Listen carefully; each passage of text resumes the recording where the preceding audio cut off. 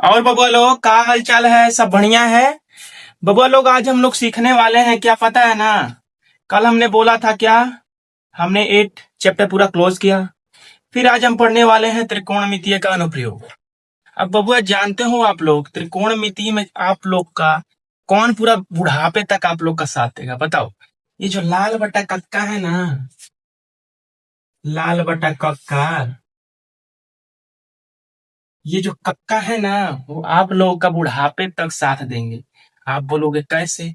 अरे जब तक त्रिकोणमिति आप लोग का खत्म नहीं हो जाता तब तक ये लाल बटा कक्का भी नहीं खत्म होंगे। तो इसका मोस्ट इंपॉर्टेंट टॉपिक लाल बटा कक्का आप लोग को आना चाहिए। हमने बताया है ये जो पहला वाला होता है साइन के लिए, दूसरा वाला होता है कॉस के लिए, और ये जो तीसरा वाला होता है टेन के लिए। अब इसी का एल अपॉन के है, के अपॉन एल करोगे तो साइन का कोसेक हो जाएगा। ठीक है, ऐसे ही पलट के कर लेना आप लोग। अब चलते हैं हम एक्सरसाइज 9th के मोस्ट इंपॉर्टेंट टॉपिक पर। प्यारे साथियों, जो एक्सरसाइज 9th है ना, उसको पहले पूरा करने से पहले आप लोगों को उन्नयन कोण और अवनमन कोण आना चाहिए। ठीक है, ये सब उसी पर आधारित प्रश्न है, अवनमन कोण और उन्नयन कोण। ठीक है, चलिए आइए हम सीखते हैं अवनमन कोण क्या होते हैं, उन्नयन कोण क्या होते हैं। चलिए आइए इसको इरेज करते हैं। जैसे हम लोग इरेज किया हमने, चलते अब हम सीखते हैं। मान लो कि ये आप लोग हो, ये आप हो, ठीक है, ये आपका पैर है, आपका हाथ बना देते हैं, ये मान लो आपका हाथ है, ठीक है ना, सही बनाया है ना। और ये मान लो एक खंभा है, क्या है ये? खंभा। इसका नाम दे रहे हैं हम खंभा, खंभा है ये। ठीक है, ये पूरा सीधा है, थोड़ा टेढ़ा खचा गया है लेकिन ये पूरा सीधा है, ठीक है ना, सीधा है। अब ये जो आपकी आंख है ना, ये आंखों से आप उसको देख रहे हो सीधा एकदम, ठीक है ना, ये सीधा आप इसको देख रहे हो। ये आपकी हो गई क्षैतिज रेखा, ठीक है ना, ये आपके आंखों पर क्षैतिज रेखा बनेगी। जैसे मान लो ये मार्कर है, हम यहाँ खड़ा किए हैं, हम इसे देख रहे हैं पूरा सीधा, तो ये क्या हुआ, ये हमारे आंखों से जो इसके बीच की रेखा होगी वही क्षैतिज रेखा होगी। ठीक है, और आप लोग पहले सीधा ताक रहे थे, जैसे ऊपर खंबा है, खंबा का शिखर ये है। अब मैंने सोचा कि इसका शिखर देख लिया जाए, मैंने ऐसे देखा जैसे कि ये लड़का देख रहा है ऊपर, मुंडी ऐसे करके, तो ये जो कोण बनेगा ना, ये यही आप लोग का उन्नयन कोण बनेगा, उन्नयन कोण बनेगा, ठीक है ना। ये उन्नयन कोण बन गया और ये तो आपका 90 अंश का रहेगा ही। अब ये जो उन्नयन कोण बना है, जब उन्नयन कोण को आसान भाषा में कहें, क्या कहेंगे? जब कोई व्यक्ति नीचे, अरे सॉरी, ऊपर देखता है नीचे से, नीचे से हम ऊपर जैसे देखे तो ये जो कोण बनेगा ना, यही उन्नयन कोण बनेगा। और आप लोग जो शिखर को देख रहे हो, जो रेखा बनेगी, इस रेखा को हम दृष्टि रेखा कहेंगे। क्या कहेंगे? दृष्टि रेखा। ये हमारी दृष्टि रेखा है। जैसे हम इसको देख रहे हैं, खंभे को, खंभे की शिखर को ऐसे करके देख रहे हैं, तो कोण बनेगा उन्नयन कोण। जब नीचे से हम कोई वस्तु ऊपर देखते हैं तो उन्नयन कोण बनता है। ठीक है, क्लियर हुआ।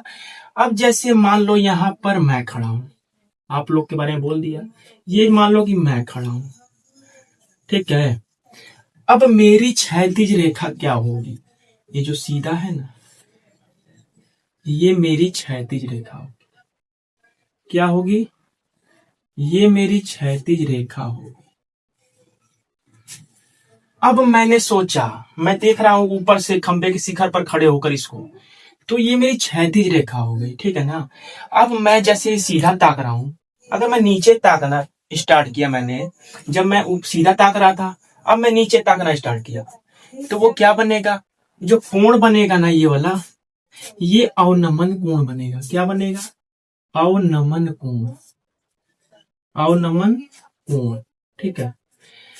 आसान भाषा में कहा जाए कि जब कोई व्यक्ति ऊपर से नीचे की तरफ ताकता है तो उनके बीच जो कोण बनता है वही अवनमन कोण कहलाता है। ठीक है, अब मेरी दृष्टि रेखा ये वाली हो गई जब मैं नीचे ताका इस लड़के, ठीक है, तो ये क्या हो गया अवनमन कोण, ये हो गया उन्नयन कोण। ठीक है ना। अब मान लो ये क्षैतिज रेखा है हमारी, ठीक है, ये जो कोण बना है ऐसे और ये ऐसे ऐसे ही ना बना है, ये क्षैतिज रेखा, ये क्षैतिज रेखा और ये दृष्टि रेखा।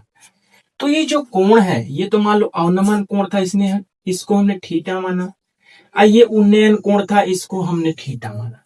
जो ये कोण होंगे ना, ये कोण दोनों आपस में बराबर होंगे, यानी कोण थीटा बराबर कोण थीटा, दोनों को हमने थीटा माना है। आप बोलोगे कैसे बराबर होंगे, आप लोगों जानते हो दो समांतर रेखा, ये समांतर ही ना है, हाँ बोलो समांतर है कि नहीं, दो समांतर रेखाओं के बीच खींची गई एक तिर्यक रेखा दो विपरीत, देखो दो विपरीत पक्ष में जो कोण बने हैं उन कोणों के बराबर होती है एकांतर कोण से। ये एकांतर कोण ही है, एकांतर कोण आपस में बराबर है। ठीक है, तब ये सब क्लियर हुआ। एक छोटी सी बात मैं और बताना चाहूंगा आप लोग को, क्या, इसको पहले इरेज करते हैं हम लोग, तब उसके बाद बताते हैं। इसको आप लोग लिख लीजिएगा, ठीक है। अब ये मोस्ट इंपॉर्टेंट बात जो मैं बताने जा रहा हूं वो ऑब्जेक्टिव क्वेश्चन बनते हैं पेपरों में, उनके लिए ये काम आएगा। बोल देखिए कैसे, जैसे मान लो हमने समकोण त्रिभुज बनाया, मान लो ये समकोण त्रिभुज बनाया मैंने, ठीक है, ये हमारा हुआ थीटा, ये हमारा है 90 अंश, नाम दे देते हैं ए बी सी, ठीक है। और मान लो ये भुजा और ये भुजा आपस में बराबर हुए, मान लो ये 5 मीटर की भुजा है, ये भी 5 मीटर की भुजा है, तो ये जो कोण बनेगा ना, ये इसके सामने का कोण ये हमेशा 45 डिग्री का बनेगा। ये कोई नहीं बताता है साथियों, ये मोस्ट इंपॉर्टेंट बात है, नोट कर लीजिएगा। ऑब्जेक्टिव क्वेश्चन में आप लोग ऐसे कर सकते हैं, बनते हैं 1 नंबर के ऑब्जेक्टिव क्वेश्चन। अगर देखिए ये तो हमारा, अगर मान लो ये दोनों भुजा बराबर रही, यानी लंब और आधार बराबर हुए, तो इसके सामने का जो कोण होगा वो 45 अंश का बनेगा। ठीक है, अगर मान लो ये भुजा बड़ी है, ये भुजा मान लो 7 मीटर की है, ये भुजा हमारी 5 मीटर की है, तो हमारी कौन सी भुजा बड़ी है, आप बोलोगे ये वाली। तो इसके सामने का जो कोण बनेगा ना, ये इसके सामने का जो कोण बनेगा वो 60 अंश का बनेगा। ठीक है, 60 अंश का बनेगा अगर ये वाली भुजा हमारी बड़ी रही तो। और ये वाला जो कोण बनेगा ये 30 अंश का बनेगा। बड़े वाले भुजा के सामने का कोण 60 डिग्री का बनेगा, और ये वाली हमारी भुजा छोटी है तो इसके सामने का कोण 30 अंश का बनेगा। ठीक है, मान लो एक और त्रिभुज बना के इसको समझा देते हैं बढ़िया तरीके से।